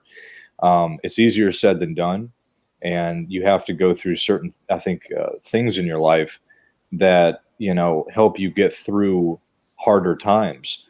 And the only way to allow yourself to make that happen is you got to go through it, and you got to go through it, and it's ugly and it's nasty and it's depressing, and it's tough. But you've got to go through it. And if you do, you'll come out on the other side of that, and you'll be able to take on more obstacles or more harder things, especially nowadays where, everything is pretty much against you and everyone's out to get you. And now, they are rolling in all this stuff with more regulations. And I know shining there in the UK, you guys got like tier 4 lockdown going on now. And Warhorse, I don't know, but did you see that massive caravan of trucks on the news that can't get into like France now? Did you see that? No, I didn't. There is this massive. There was, I don't know, I think it's like 1,000 trucks. They won't let them into France, and there's a picture of it. I'll see if I can put it here in the chat of 1,000 trucks, and they won't let them through unless they get tested. So there's like 1,000 trucks just waiting to get into France, and they're all pissed. And I think Shining, you said that they put out like one porter potty for them. Yeah, there's a fight almost broke out because one of the truck drivers in his broken English was trying to explain to the police officer there's only one toilet amongst 1,000 trucks.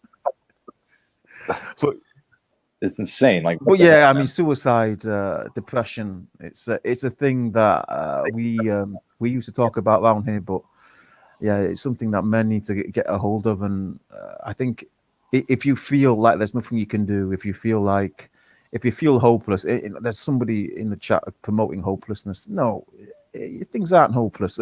First of all, did I speak? Man, I'm getting deja vu. But first of all, it's not about hope or hopelessness. You need to have an accurate gauge of where you are, of what you're able to do, of your circumstances, of your environment. If you have got false information, you're going to have a false perception. And if you have false perceptions, you're going to make bad decisions.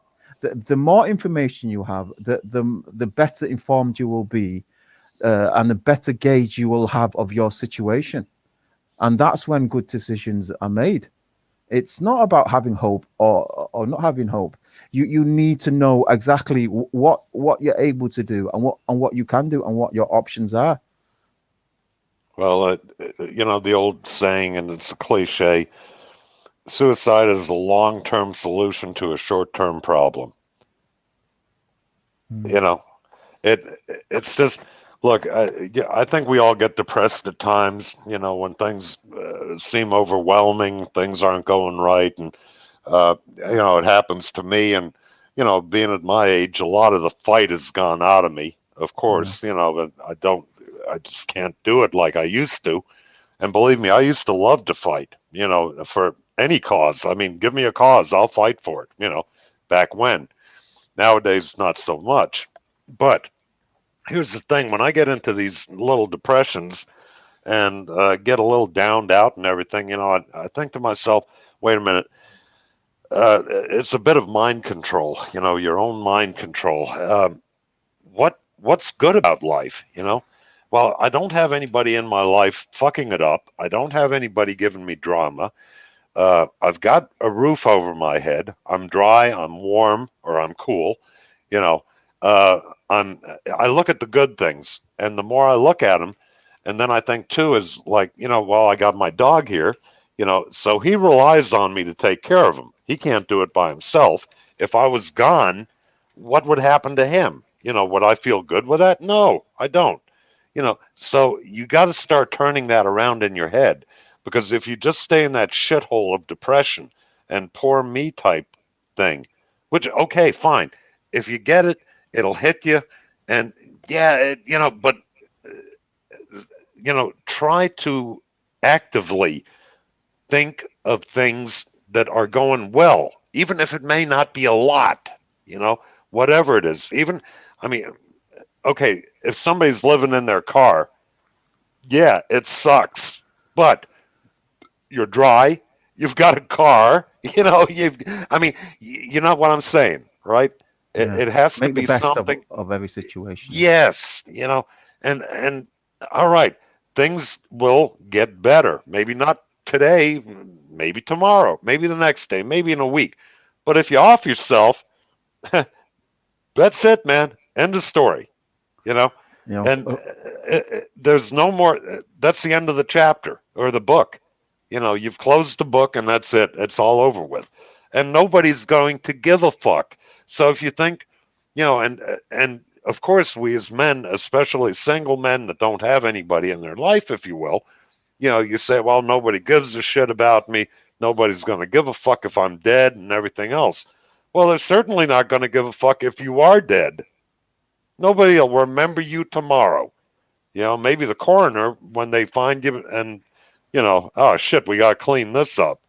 I mean, you know, come on. That's no way to go through life. Gotta You know? clean this crap up, goddammit. I think it was Robin Williams that said that. Robin Yeah, Williams what a that said mess, that. you know, what a mess this asshole made, you know. Couldn't he Yeah. have shot himself this way instead of that way? You know, I mean, come on. Yeah. There's a, you know, there's certain, you need to get your mind right. And I know it takes work. I've been through it. I've been through the depression. I've been through the hard times. And there were times where I thought, you know, how easy would it be just to pull this trigger, you know? Yeah. And then you think, wait a minute, you know, fuck, that's screwed up, you know? Or what if I just, you know, I don't kill myself. I just fuck myself up beyond all belief. And then I have to suffer the rest of my life going through that, you know? So it's not easy. Yeah, it's what not if easy. what if you fail at your attempt? It's Oh, yeah, that's stupidity. true. Put Yeah. it out of your head as quickly and positively as you can. And yes, I realize that's hard as hell to do. Well, the other You know. thing is, But it's worth doing. It has to be Yeah. added that it's something that it's worth sweating and bleeding and whatever it takes. You know, you got to snap out of that depression. Sadly, the man that said that great motto, by the way, it is a great motto. You know, it's a long-term solution for a short-term problem. Right. He killed himself, sadly. Apparently, the other thing I may have want been to say deceived. is that if you do that, you know, and this is speaking more of on the spiritual side of things, you don't know what's on the other side of that thing. Yeah. Like, you know, you're living life right now in the physical realm. You don't know what's going to be the result of after you cross over or whatever happens. The thing is, you don't know what happens. You know, there's a whole other set of rules that people don't think about that might be the case. You know, what happens if you do this? You know, you end up having to pay some price for that because you didn't, you know, it's just, you don't know the consequences of your actions to that extent of, you know, doing that. You just, it's a gamble, and it's one that I don't want to take. It just has to be said quite often. I'm sure you guys will agree with me when I say this. When you speak to these guys, these guys are more afraid of change than they are of killing themselves. They think killing themselves is the answer, rather than making changes. If you see these guys that are quite often like in the depths of despair, that they're really afraid to do things differently, and really that's what it takes. You're gonna have to start or stop doing the things that are causing you harm. Stop taking those things that are causing you harm. Stop going to those places that are causing you harm. And especially, and you guys must be sick of hearing me say this, you need to change your companions, because whoever you're hanging out with is fucking your life up. So you need to start making changes. And quite often, I think that's where the base of what's going wrong with these guys. They're more afraid of changing, or making changes, than they are of killing themselves. But go for it. You know, how does the saying go? When you realize you've got nothing to lose, that's when that fear vanishes. But yeah, I would say start doing things differently, and I mean complete opposite. Did you know? Yeah. George Costanza in that episode of Seinfeld, do everything the opposite. You know, wake up and do everything opposite. Well, I just wanted to bring that up just for a minute. You know, it's just something that and end that topic on, you know, just guys, life's hard, and that's just it. And there's no way around it. You're just going to have to go through it. And there's just it's just not an option to off yourself. It's just it. You know, everybody's go through something. You know, we've all gone through something over here, good and bad. You know, we've you know, it's just not an option. You just got to go through it, because you never know what the end of the book is going to be. And if you just decide to play God in your own sense, then you never know what might happen as the repercussions of that. And that's all I'm going to say about that. Let me see here.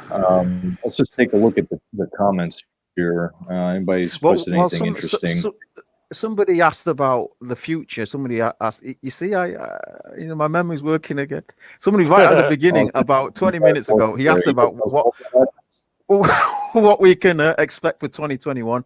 I would say, I don't know if you guys know, but the UK government have announced the banning of selling new, what do they call now, ICE cars, so internal combustion engine cars. So diesel, petrol, gas vehicles will be banned for sale. New ones for after after 2030, which is less than 10 years. So if you guys have been following the electric car manufacturing market, there is a huge push. I think every single car brand has an electric car now. I think Volkswagen are leading in Europe. A company called NIO and Hyundai are leading over in the East. I think Tesla is producing the mark. They're producing the car that needs to be beat. Porsche has a really good one, but also the most expensive one. But yeah, we probably will start seeing a lot more electrical cars on the road, especially with the new development of the electrical car battery. They've gone eons ahead. The new car battery could basically power your house.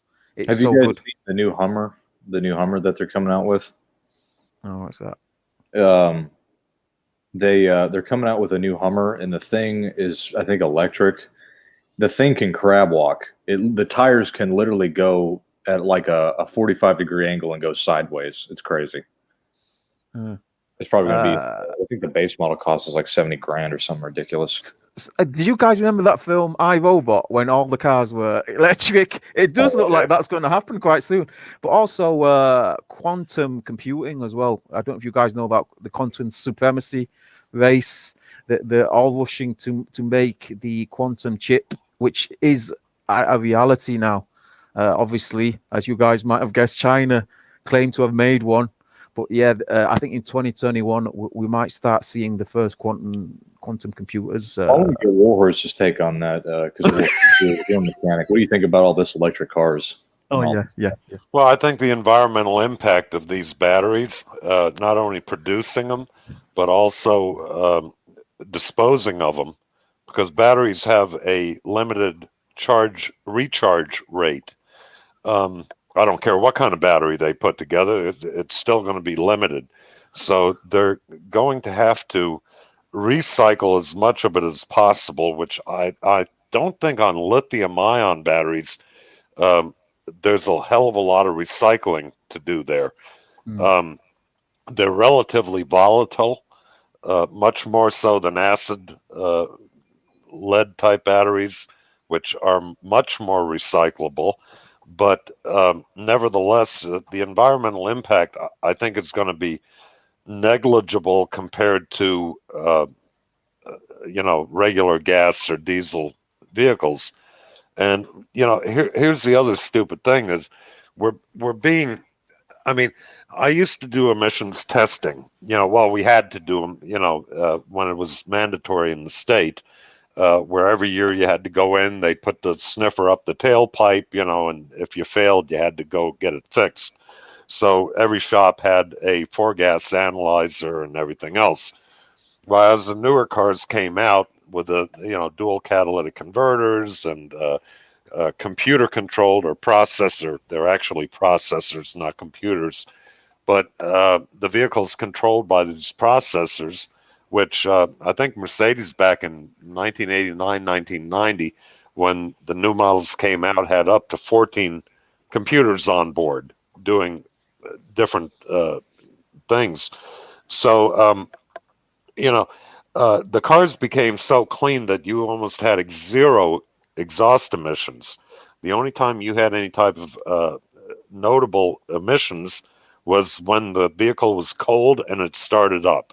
So we're not talking about a 1970s Rambler that used more oil than it used gas. Okay, what the new technology has done to the gasoline vehicle is incredible. So other than using, what do you call it, dinosaur shit for fuel, we're not going to run out of that for a long time. You know, and CO2 emissions, believe it or not, in the history of the Earth, if they look at the complete CO2 and everything else during certain times, which they've done through ice sampling, we are actually in a CO2 deficit right now. This is why deforestation and everything else is not growing back as quickly. And if you look at certain nurseries, when they grow plants, they actually have greenhouses and they pump CO2 into them to get the plants to grow better. So this is all kind of hyped up Greta Thunberg there. Bullshit. You know, this electric thing is a bad idea as a complete replacement. You know, maybe things like the Prius, which are, I think the Prius was half gas, half electric, you know, where one would shut off, turn on, whatever. Great gas mileage.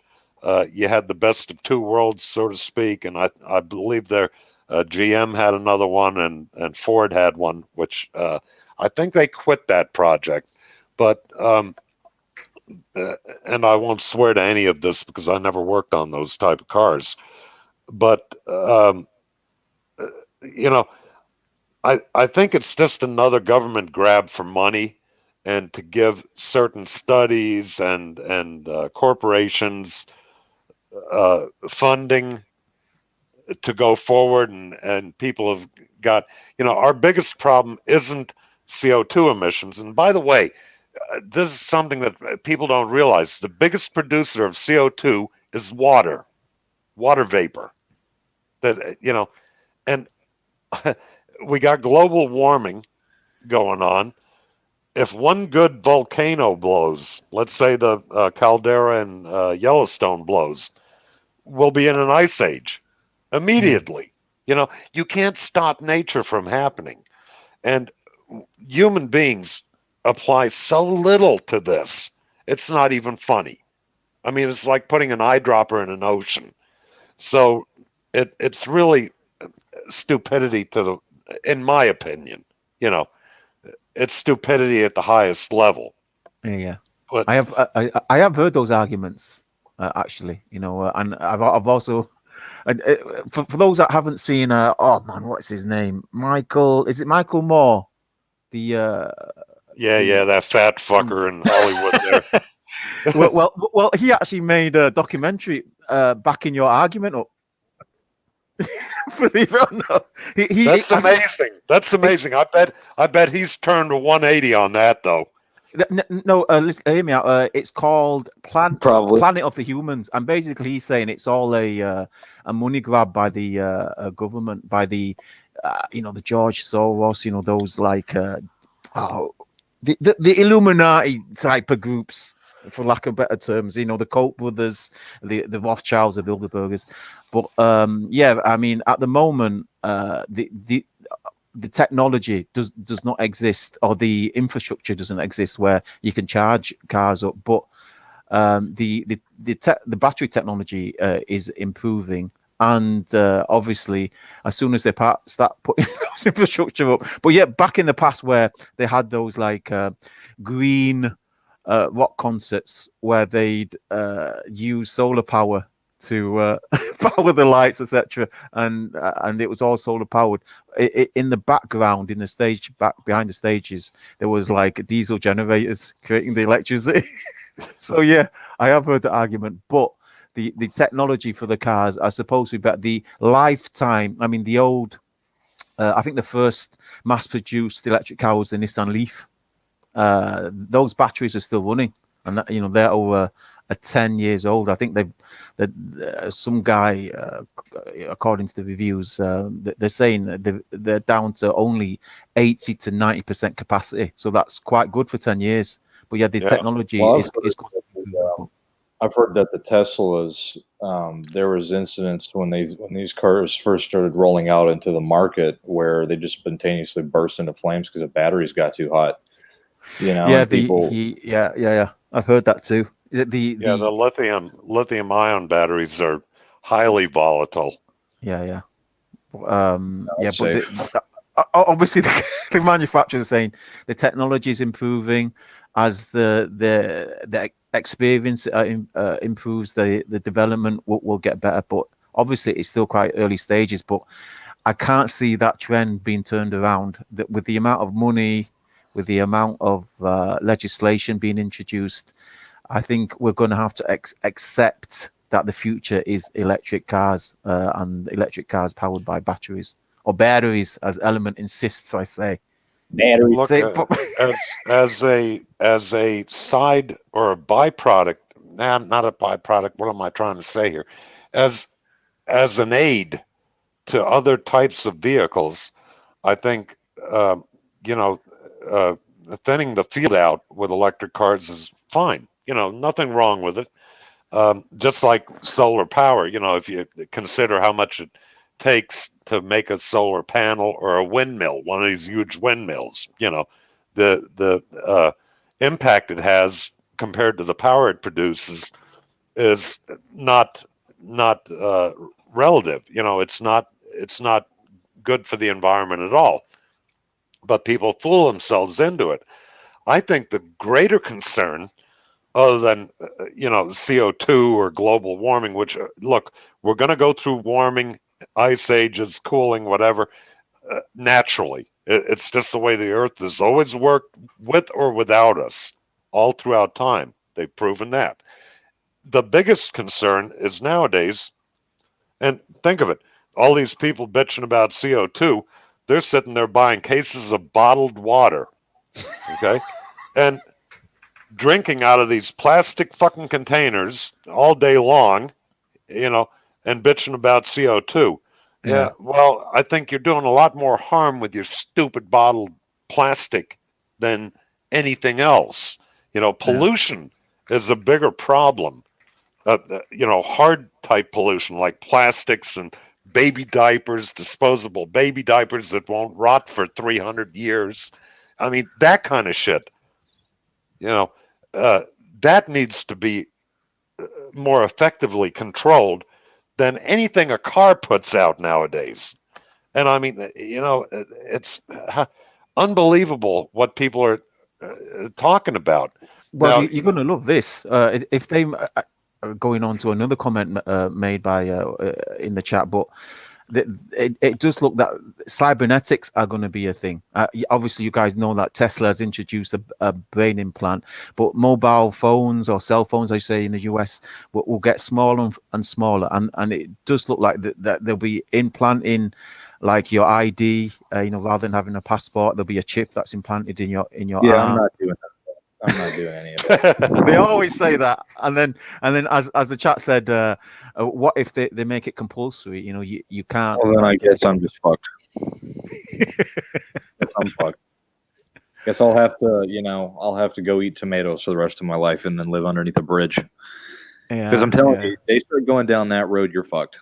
Because they will own you, and the corporations that implement those chips will own your body. Well, if they can make the coronavirus vaccine mandatory, they can make the chip mandatory. There it is. Yep. You're going to need a certification or a certificate of vaccination to do anything, to buy your food, to maybe get your insurance, car insurance, to travel, to buy a car, get your license, to do anything. You'll need that. It'll be like Nazi Germany, basically, with the Gestapo saying "papers, please." And my German accent actually sucks. Yeah. So this is something that everybody says, "No, I'm not getting the vaccine." Yeah, you know what? Maybe you will when you can't do anything anymore. Or go anywhere legally. And what is it if you walk into a grocery store to buy your food, and you don't have the card and you want to go in anyway, what are the cops going to beat you down? Drag you off to jail, put you in a rehabilitation camp or a re-education camp? This is what we're looking at. And But they don't care. I mean, people that they're quite they're protesting now. I mean, obviously we love these comments. You know, I'd rather starve, or I'm going to eat tomatoes. That's what you want to hear. But people were saying that before the masks were mandatory. People saying, "No, Right. I'm never going to." No, it wasn't having it.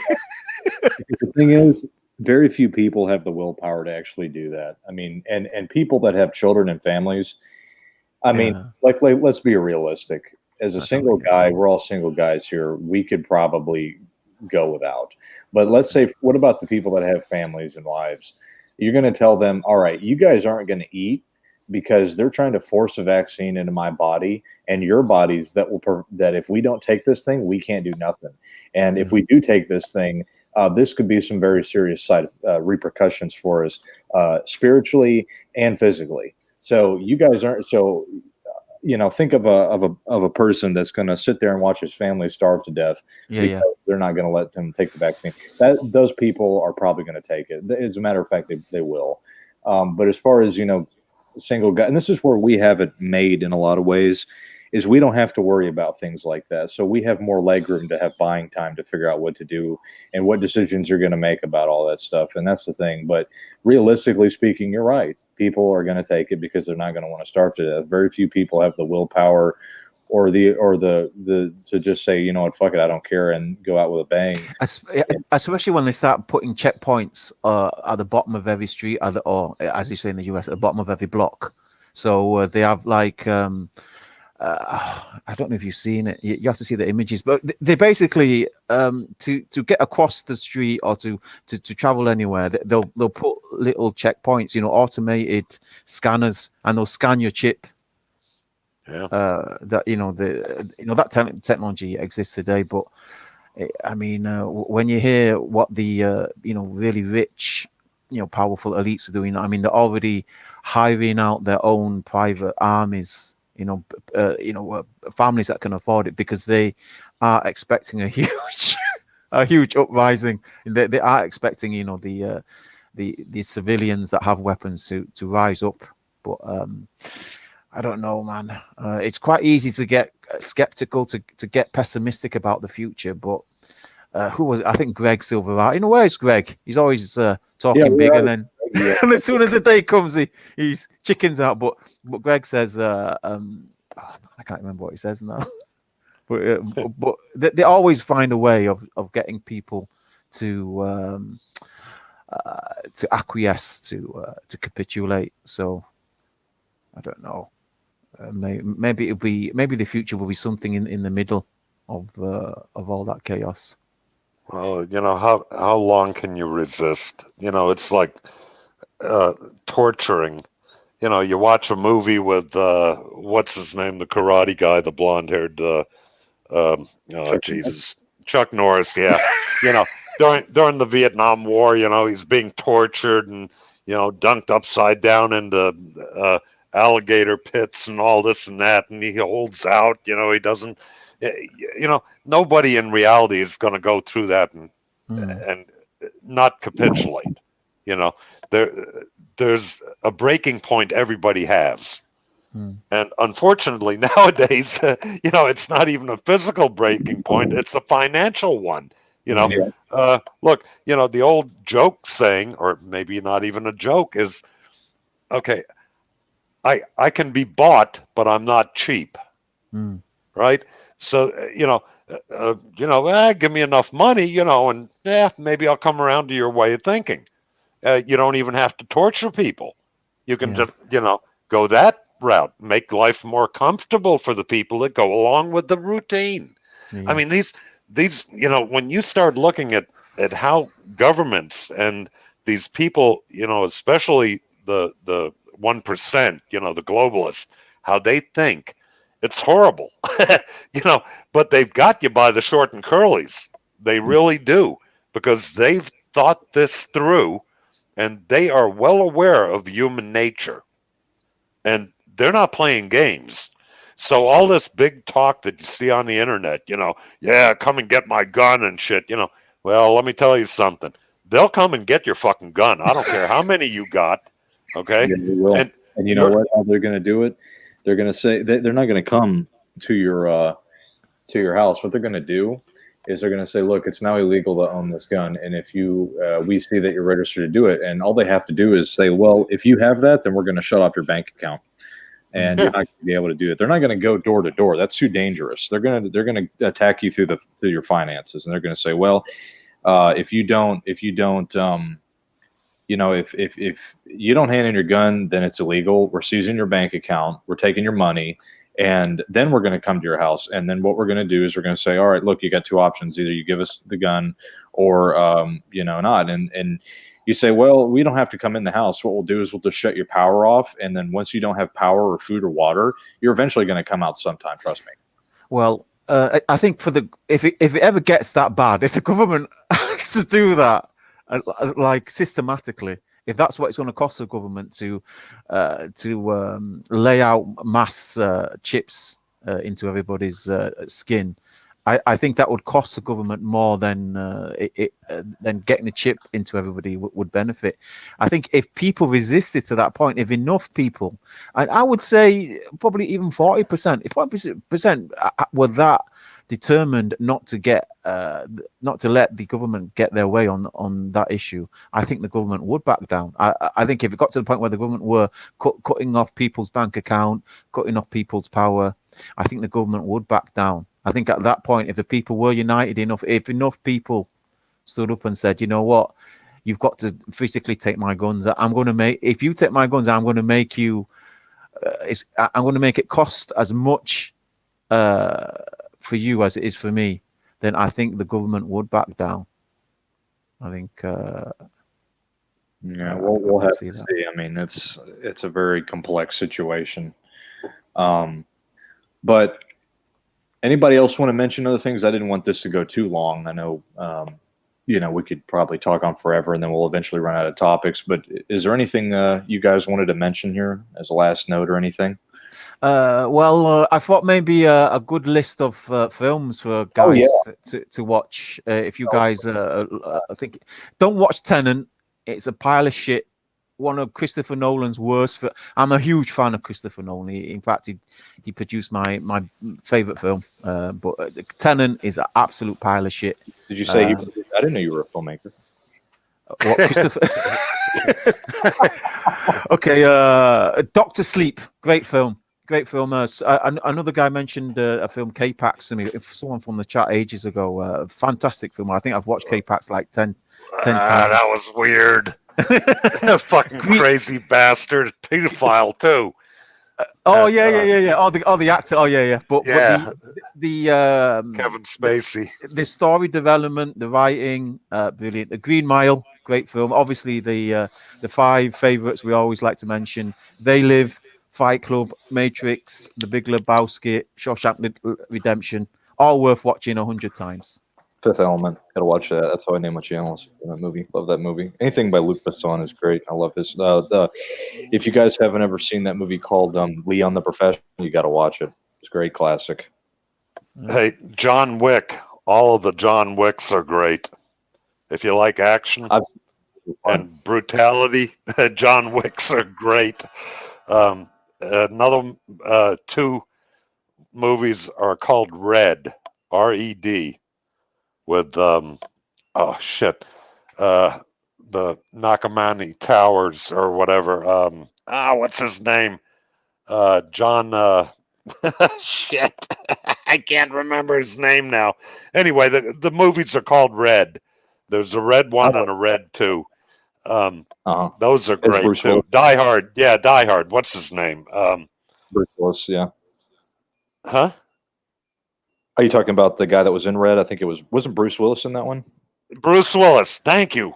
Jesus Christ, did I have a brain fart? Okay. Yeah, those John Wicks are good. I mean, even the last one. But other than that, that's a great revenge movie. The John Wick series, that's all about revenge. That guy just goes on a massive massacre, kills everybody in the whole city pretty much. Yeah. The first one, especially, they killed his dog, and I'm like, oh yeah, fuck, tear him up, man. Go get him. Yeah.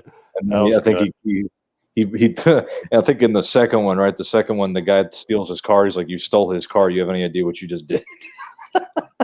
No, that was the first one. They stole his Oh, no. car, the Mustang, and then they killed his little dog that his wife left him. And the stupid Russian crime boss's kid, he Yeah. kept saying, "Oh, it's just a fucking dog," bang, man, right through the head. Hey, Kills him, walks away, just doing business. Yep. Love that. Yeah, those are fun. Those are fun. There's some good movies. Yeah, Blade Runner 2049. That's a great movie. If you're into something more kind of like cerebral, I guess, sci-fi cerebral type of movie, those are fun. Blade Runner series. There hasn't been too many movies coming out these last years that I've had too much interest in watching. No. It's just a lot of crap. Yeah, the new James Bond, a black chick. Yeah, no, that ain't happening. I mean, come on. Yeah, what are they trying to force feed us here? Yeah. Hollywood's done, as far as I'm concerned. They haven't It is. produced anything good in a long, long time. Yeah, it's just pretty much it's over. It's all going to be just Netflix and Amazon now, and that's it. I mean, the studio systems are over with. They're pretty much done as far as I'm concerned. Yeah, but yeah, there's some movies you guys can check out for some holiday watching. You got to watch Die Hard. That's always a Christmas classic, is to watch a Die Hard. Yeah, the first one. Yeah. I think they made 5 Die Hards, didn't they? Yeah, they made like 5 of them. Something like that. Yeah, not quite as bad as the Rocky movies. Oh god, I think they had 105 of them. I think 117 probably. Yeah. Rocky 105. This is when Rocky comes up from the grave and decides to box again. Yeah. But anyways, I appreciate everybody for tuning in today for the Christmas podcast. It was always great. Thank you, Warhorse and Shining, for coming on. Hey, thank you. Had a great time. Sucks that Messenger couldn't join us, but he's busy. He's got things going on. We'll see him again though. He's always around, and we'll try to get him on in another live stream at some point and everything. And appreciate everybody for tuning in. So I'll upload this on the channel if anybody hasn't caught it for the live stream, and I'll upload it. And but yeah, any final words there, Warhorse? Yeah, I'll shoot this over to BitChute on my channel. I'll copy it down. And, hey, maybe we need to do this a little bit more often. We don't have to hit on particular subjects just like we did today. Maybe New Year's Day, would be a good time to have another one. And Messenger could join us, and maybe Greg will get off his lazy ass and join us. Yeah, Greg, yes. And he knows I'm kidding. Set up one for New Year's. That'd be good. It would start the year off and all that. Yeah, we'll try to get this going again. I know people like this and enjoy it, so it's always fun to have everybody get together. But yeah, thanks guys. Appreciate it for joining, and we'll see you soon. Okay.